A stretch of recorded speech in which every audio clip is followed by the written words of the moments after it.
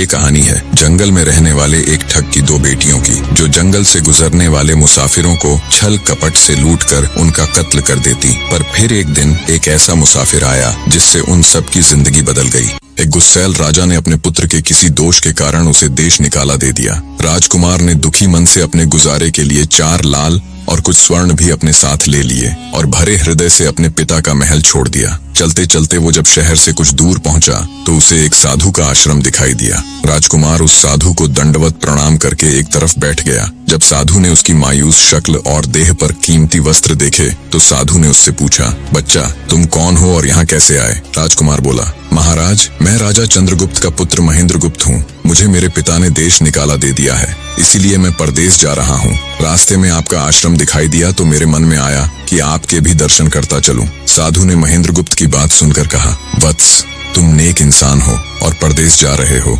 इसलिए मैं तुम्हें 4 बातें बताता हूँ। तुम उन बातों पर अमल करना। परदेश में ये बातें तुम्हारे अवश्य ही काम आएंगी। पहली यह कि परदेश में एक से भले 2 होते हैं। दूसरी यह कि परदेश में दूसरे के हाथ का बना खाना मत खाना, अगर खाना भी पड़े तो पहले किसी जानवर को खिला देना। तीसरी बात यह कि परदेश में किसी दूसरे की बिछाई हुई चारपाई पर मत सोना, अगर सोना भी हो तो पहले बिस्तर को अच्छी तरह झाड़ लेना। चौथी बात यह कि यदि कहीं शत्रुओं के फंदे में फंस जाओ तो जहाँ तक हो सके नरमी और ज्ञान की बातें सुनाकर अपना उद्देश्य प्राप्त करना। साधु ने कहा, मेरी ये 4 बातें हमेशा याद रखना। साधु की बातें सुन साधु को प्रणाम कर राजकुमार परदेश चल पड़ा। जब चलते चलते बहुत दिन बीत गए तो वह एक जंगल में पहुंचा। वहां उसने देखा कि एक चील एक कछुए के बच्चे को लेकर उड़ी जा रही है। संयोगवश बच्चा उस चील के पंजे से निकलकर गिर गया। महेंद्रगुप्त ने कछुए के तड़पते हुए बच्चे को देखा तो उसे बड़ी दया आई। उसने मन में सोचा कि इस बच्चे को पालना चाहिए। इस बच्चे को पालने से 2 बातें होंगी। पहली तो यह कि इस बच्चे के प्राण बच जाएंगे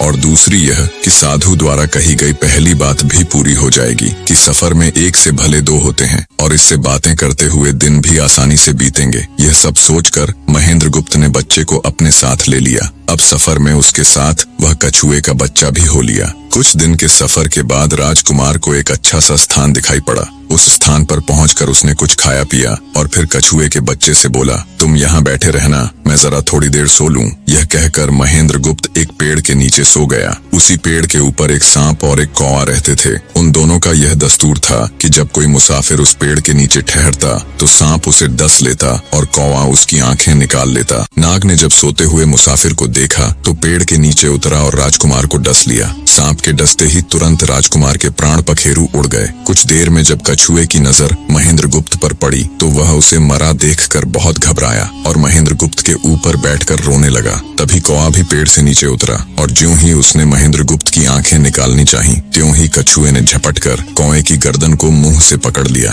कौवे ने बहुत जोर लगाया मगर कछुए ने उसे नहीं छोड़ा। तब कौवे ने सांप को पुकारा। कौवे की आवाज सुनकर सांप आ गया। उसने बड़े जोर से कछुए की पीठ पर डंक मारा परंतु कछुए ने अपना मुंह भीतर कर लिया। सांप ने कई बार कछुए की पीठ पर डंक मारा किंतु हर बार कछुआ अपना मुंह अंदर कर लेता। जब सांप का कछुए पर बस नहीं चला तो उसने कछुए से प्रार्थना की कि तुम मेरे मित्र को छोड़ दो। यह सुनकर कछुआ बोला, नहीं, तूने मेरे मित्र को डसा है, अब मैं भी तेरे मित्र की जान लूंगा। तू मेरे मित्र को छोड़ दे तो मैं तेरे मित्र को जीवित कर दूंगा। यह कहकर सांप ने काटी हुई जगह पर मुंह रखकर महेंद्रगुप्त के शरीर से विष खींच लिया और बोला, अब तो मेरे मित्र को छोड़ दे। कछुए ने जब राजकुमार को देखा कि उसे थोड़ा होश आ रहा है और उसका जहर उतर रहा है तो उसने कौवे को छोड़ दिया। जब महेंद्रगुप्त को होश आया तब कछुए ने उसे सांप के डसने का सारा हाल सुनाया। कछुए की बात सुनकर तुरंत महेंद्रगुप्त के मन में साधु की बताई पहली बात खटकी। सोचा, साधु की एक बात तो काम आई कि एक से भले 2 होते हैं। मन ही मन उसने साधु को धन्यवाद दिया और आगे बढ़ चला।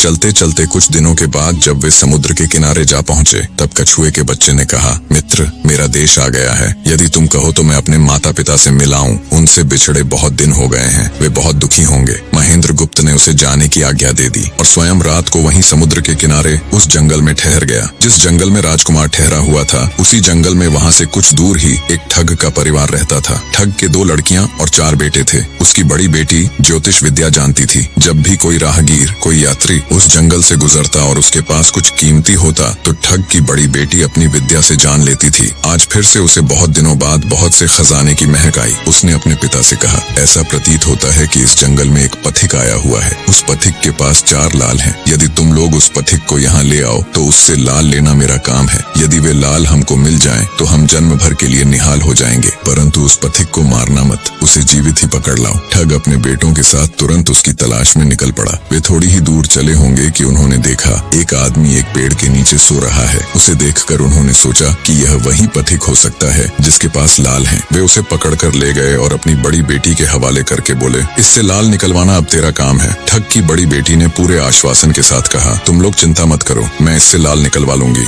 ठग की छोटी बेटी ने जब महेंद्रगुप्त को देखा तो वह दिलोजान से उस पर मोहित हो गई। पहली ही नजर में वो अपना दिल उस नौजवान राजकुमार को दे बैठी। भाइयों के डर से कुछ कह तो न सकी, लेकिन मन ही मन उसको बचाने की युक्ति सोचने लगी। कुछ देर बाद ठग की बड़ी बेटी ने खाना बनाया और उसमें जहर मिला दिया। वही खाना उसने महेंद्रगुप्त को परोस दिया। जब थाली महेंद्रगुप्त के सामने आई तो उसने खाने के लिए निवाला तोड़ जैसे ही उसे खाने को हुआ, तभी उसे साधु की कही गई दूसरी बात याद आई। उसने थाली में से थोड़ा सा भोजन निकालकर कुत्ते के सामने डाल दिया। जैसे ही उस खाने को कुत्ते ने खाया वो तुरंत मर गया। यह देखकर महेंद्रगुप्त ने भोजन नहीं किया। उसने अपने मन में सोचा कि साधु की दूसरी बात भी काम आई। अपनी इस चाल को असफल होते देखकर ठग की बड़ी बेटी को गुस्सा तो बहुत आया, पर वो अपने गुस्से को अंदर ही अंदर पी गई। उसने महेंद्रगुप्त के सोने के लिए पलंग तैयार करवाया और उससे कहा, जाओ पथिक, ऊपर के कमरे में तुम्हारे लिए पलंग तैयार करवा दिया है, अब तुम आराम करो। कई दिनों की सफर की यात्रा के कारण थका हुआ राजकुमार जब ऊपर आया तो उसे बढ़िया धुली हुई चादर पलंग पर बिछी हुई दिखाई दी। सोचा, जो हुआ सो हुआ, कई दिनों के बाद चैन की नींद तो सोने को मिलेगी। वो जैसी ही पलंग पर बैठने को हुआ तो उसे साधु की तीसरी बात याद आई कि परदेश में हमेशा बिस्तर को झाड़कर सोना। जैसे ही उसने बिस्तर को झाड़ा तो उसके होश उड़ गए। वो बिस्तर एक कच्चे सूत से तैयार किया गया था जिसके नीचे आग का कुआं था। महेंद्रगुप्त ने देखा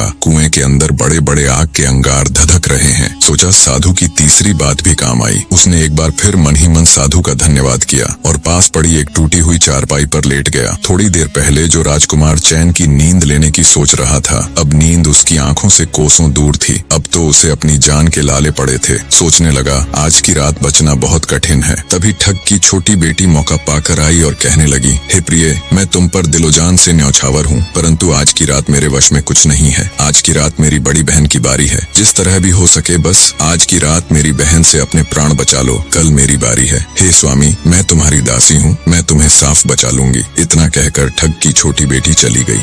अगर कहानी अच्छी लगी हो तो चैनल को सब्सक्राइब जरूर करें। धन्यवाद।